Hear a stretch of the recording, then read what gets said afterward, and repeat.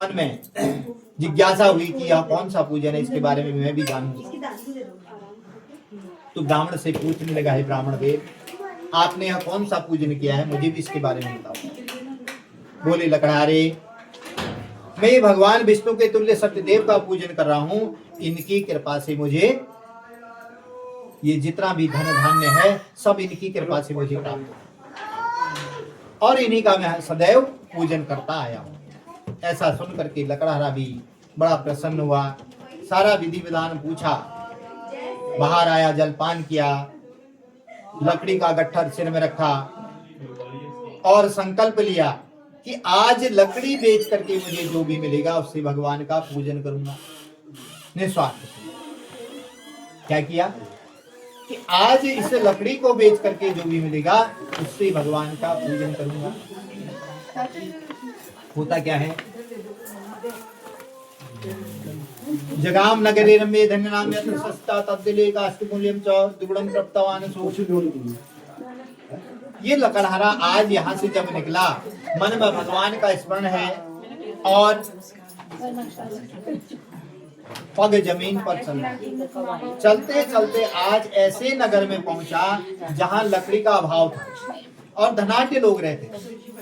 लकड़हारे को देखते ही सब टूट पड़े। जिसको जितनी लकड़ी मिली उसका दुगुना तिगुना मूल्य, और आदेश दिया कि आज के बाद नगर में ईंधन की धन में मिल गया और काम भी मिल गया। बड़ा प्रसन्न हुआ, बोले इतना रोज एक भी नहीं लकड़ी बेचने के लिए मेरे घोड़े खुल जाते थे, लेकिन आज जो है एक संकल्प से इतना हुआ। देखो श्रद्धा कब बनती है, जब उसको स्वार्थ में सिद्धि लगती है। तो जैसे ही इसने ये लकड़ियां बेच करके घर में आया, प्रसाद की सामग्री ली और उन्हीं ब्राह्मण को जो जिनके यहाँ कथा सुन के आया था उन्हीं को बुला करके आया। बोले महाराज मेरे घर में भी भगवान का पूजन करा दो। बड़े हर्ष से सबको निमंत्रण दिया। इस कथा की सबसे बड़ी विशेषता है, इसमें उसी समय भी कथा का निमंत्रण देंगे ना, कोई बुरा नहीं मानता है। बोले निमंत्रण आया है जाने, और आकर के वह प्रसाद शामिल तब भी करके जाएगा, प्रसाद लेकर के तब भी जाएगा।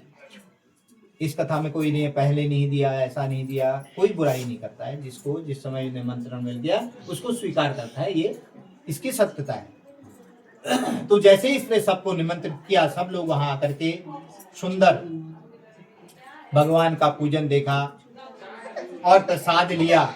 सब लोग अपने अपने घर को गए और यह लकड़हारा भी अपने इसी प्रकार से व्यापार करता हुआ लकड़ी का व्यापारी हो गया और अंत में इसको हर पौर्णमासी संक्रांति में भगवान का पूजन करते हुए इस लोक का सुख भोग करके अंत में परम पद सत्य लोक प्राप्त हुआ। इस प्रकार भगवान ने इसका भी कल्याण किया। बोले सत्यदेव भगवान की श्रीमन नारायण नारायण नारायण भगवान नारायण नारायण नारायण जय नारायण नारायण नारायण भगवान नारायण नारायण नारायण माधव नारायण नारायण नारायण। बोले सत्यदेव भगवान की जय।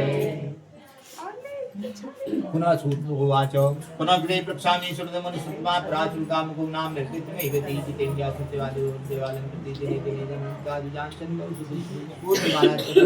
आगे क्या हुआ, एक बार एक उल्कामुख नाम के राजा थे, राजाओं में श्रेष्ठ थे, जितेंद्र थे, सत्यवादी थे।